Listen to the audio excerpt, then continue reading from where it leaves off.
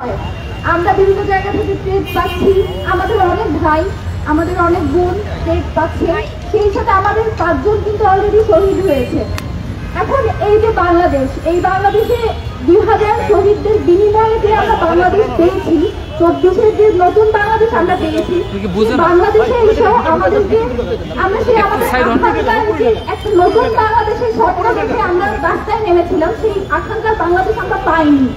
আপনারা দেখবেন সোশ্যাল মিডিয়ায় এখন ঝড়, তোমরা কারা আমরা কারা, তোমরা কারা আমরা কারা বলারকে যারা এই স্বাধীনতা এনে দিয়েছে, তোমরা কারা আমরা কারা বলার মতো যে পরিস্থিতিতে আপনারা এখন আছেন, সেই পরিস্থিতি যারা তৈরি করে দিয়েছে তাদের জন্য আপনাদের কোনো কর্মসূচি, আপনাদের কোনো চিন্তা আমরা দেখতে পাই না কেন?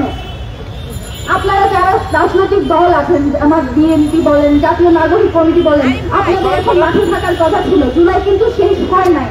জুলাই যদি শেষ হতো তাহলে আমরা এখন এই যে বাংলাদেশে দাঁড়িয়ে আছি, আমাদের আজকে এখানে দাঁড়াতে হতো না, আমরা জীবনের ঝুঁকি ফিল করতাম না, আমাদেরকে এই জায়গায় এসে কথা বলতে হতো না।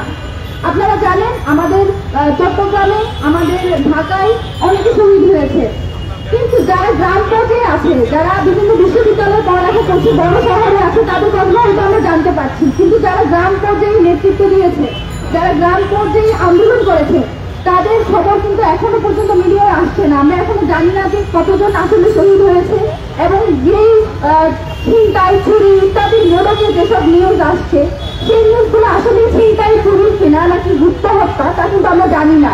এই যে আওয়ামী লীগের প্রতি সবার এত দরদ, এই দরদের আসলে সূত্র কোথায়?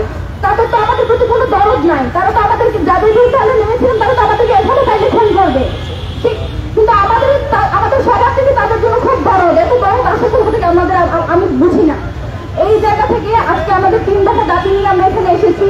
সেই 3 দফা দাবি হলো গুপ্ত হত্যাকারী আওয়ামী লীগের নিবন্ধন বাতিল করতে হবে, এবং আমাদের যেসব দেশপ্রেমিক ভাই বোন আওয়ামী লীগের